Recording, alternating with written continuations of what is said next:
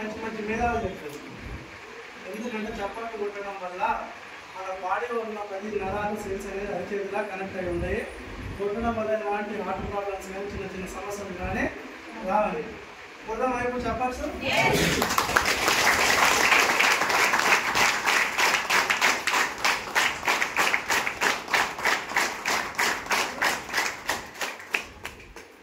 భూమి మీద మనుషులు ఎంతమంది ఎన్ని రకాలు? 3 రకాలు.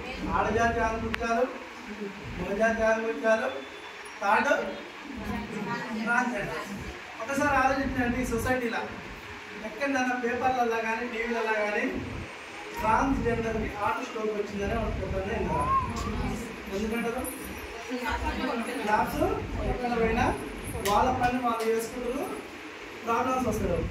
మరి మనకు ఒక అవకాశం వచ్చింది, సావుకడ వైపు సపోర్ట్ కొడదామా? చెప్పండి ఒకసారి. కొడదామా? పెళ్ళిలా కొట్టలేము కదా. మరి ఇది చప్పట్లు కొట్టడానికి అవకాశం ఏడొస్తుంది? మీటింగ్లలో. నిజమా కదా? అందుకని ఇప్పుడు ఏ అవకాశం ఏదో యూటిలైజ్ చేసుకుంటే వాడు అంత హ్యాపీగా ఉండొచ్చు మనం. అందువరకు ఇప్పుడు వచ్చినా సరే సార్ కొంచెం ఏంటంటే క్లాప్స్. ఇప్పుడు ఒక దగ్గర ఈడ కొట్టేది వేరే దగ్గర కొట్టలేము కదా. కొట్టిన మనకి ఏమనుకుంటారు? శిక్షలు అంటారు. అట్లా మనం అనుకోవాలంటే కంపల్సరీ ఎక్కడ పని అక్కడ నిర్వర్తించుకోవాలి. నిజమా కదా? Good morning. నా పేరు ప్రశాంత్. నేను యాచనం దగ్గర చదువుకునేది.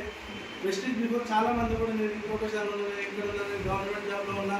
ఇప్పుడు రిటైర్ అయ్యి కూడా 60,000 సంపాదిస్తున్నా, 60,000 పెన్షన్ వస్తుంది. నేను కూడా నా పిల్లల భవిష్యత్తు కోసం 3 జనరేషన్ ప్లాన్ కోసం చేస్తున్నాను చెప్తున్నారు. మరి నేను కూడా ఏదో ఒక పని చేయాలి, నా ఫ్యామిలీ నడుపుకోవాలా వద్దా? నడుపుకోవాలంటే నేనేం చేయాలంటే నాకేంటంటే గవర్నమెంట్ జాబ్ అనేది హ్యాపీ మేడం. నాది గవర్నమెంట్ జాబ్ కొట్టాలంటే డిగ్రీ కంప్లీట్ చేసుకుంటే ఒక 4-5 సార్లు కానిస్టేబుల్ నోటిఫికేషన్ పడ్డాగానే అప్లై చేసిన కుటుంబం ఏదైనా ప్రిపేర్ అయ్యేదన్నా డబ్బులు ఇలా ధనం మూలం విధం జగతన్నారా ఇంకేమన్నా పెద్ద మనుషులు.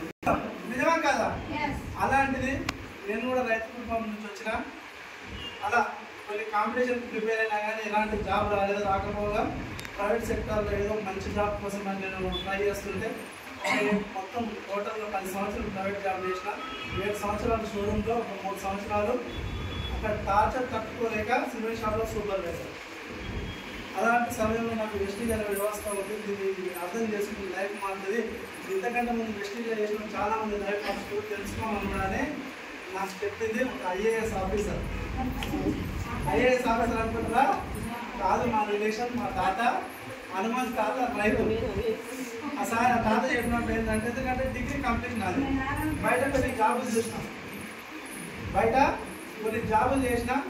బానిస వర్కులు ఆయన ఏం మ్యూజిక్ చేస్తే ఆ మ్యూజిక్ డాన్స్ చేసినా ఒకసారి డాన్స్ చేయలేదనుకో మళ్ళీ వేరే జాబ్ చేస్తుంది. అలాంటి సమయంలో కొంచెం ఎక్స్పీరియన్స్ ఉంది కాబట్టి ఇండస్ట్రీలో మన తాతను లేకపోతే మన తండ్రి ఎవరో మన కుటుంబంలో చేస్తున్నామో తెలుసు. లేదా వ్యవసాయం ఉంది, మన తాత చేసిండు, మన నాన్న చేసిండు. వ్యవసాయం గురించి మనకు తెలుసు.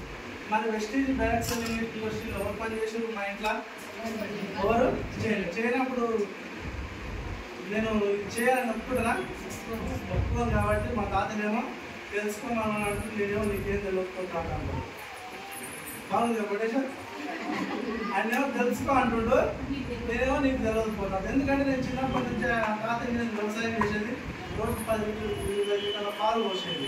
ఆయన చేసే పని చూస్తున్నా కానీ ఆయన నుంచి వచ్చిన అవకాశం ఏదో చూడలేకపోయినా ఒక 6 నెలలు టైం వేస్ట్ చేసిన తర్వాత ఒక మీటింగ్ అన్నాడు. ఇప్పుడు ఫోన్ చేస్తారా చేయాలి మన వెస్టిజ్ నుంచి ప్రతి ఒక్క లీడర్. ఇప్పుడు అప్లోడ్ని వదిలిపెడతాను కానీ మనల్ని అయితే వదిలిపెట్టారు. నిసార్నో అలాంటి ఆయన బలవంతం మీద ఒక మీటింగ్కి వచ్చి నచ్చలేదు. ఏం చెప్తారు సార్? నచ్చలేదు చెప్తే బాగుంటుంది అని ఒక మీటింగ్ పోయిన తర్వాత నాకు ఇండస్ట్రీ మీద క్లారిటీ వచ్చింది. నాకు కనెక్ట్ అయింది అయితే రైస్ బ్రాండ్ అయింది సార్. ఎందుకంటే ఒక 10 సంవత్సరాలు బయట ప్రైవేట్ జాబ్ చేస్తే గ్యాస్ట్రిక్ సమస్య ఉంటుందా ఉండదా?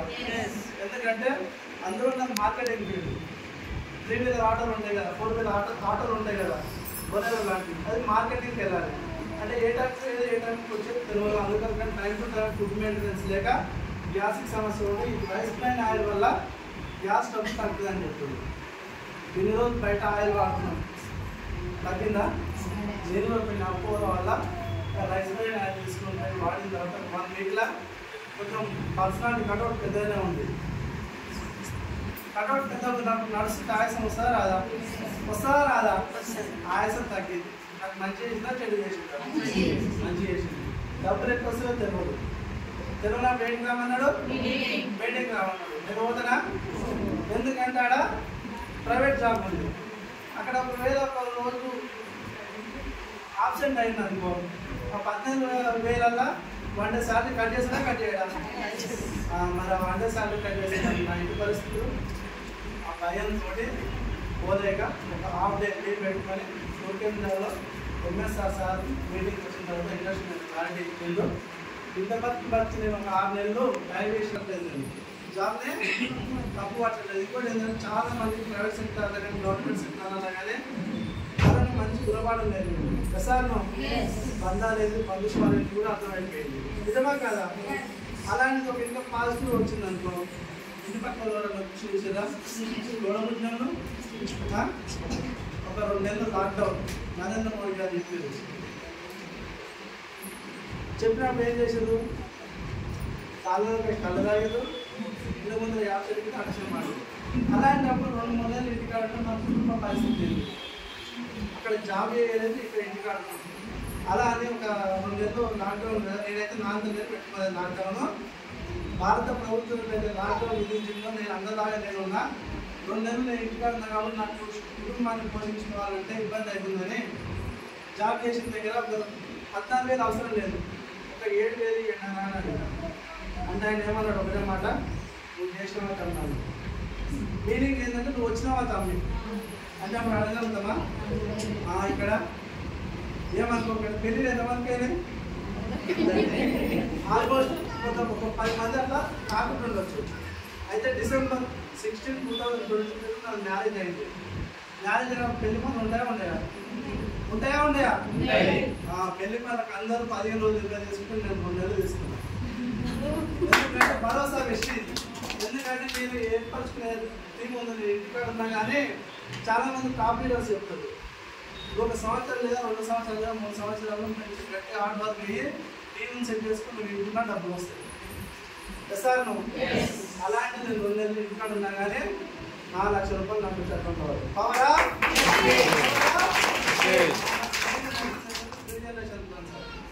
3 జనరేషన్ ప్లాన్ నేను చేసిన రోజు నాకు శాలరీ ఇస్తుంది. ఒకవేళ నేను లేనప్పుడు ఇవ్వలేదు.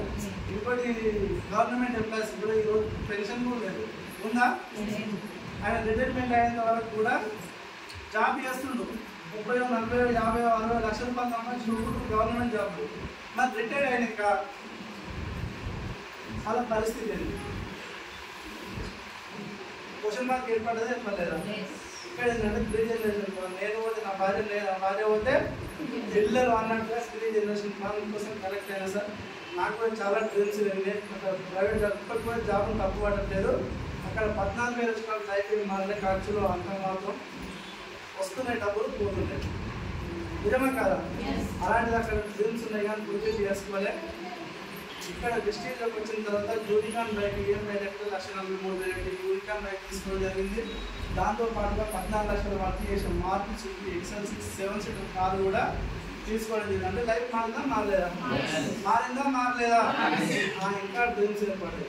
ఇప్పుడు 1 లక్షకైనా ఉండాలా, ఇంకా 3 లక్షలు 4 లక్షలు పోవాలా వద్దా? మనిషి కోరికలు అనంతం. ఒక కోరిక తీరగానే ఒక కోరిక పుట్టుకొస్తుంది. ఫస్ట్ జాయిన్ అయినప్పుడు 10,000 వస్తే చాలనుకున్నాను, 1 లక్ష వచ్చింది. 1 లక్ష వచ్చినప్పుడు కోరిక అట్లా ఉంటుందా ఇంకా వెళ్తుందా? అందుకని December వరకు ఒక 4 lakhs తీసుకోవాలని పెట్టుకొని పనిచేస్తున్నా. Thank you so much.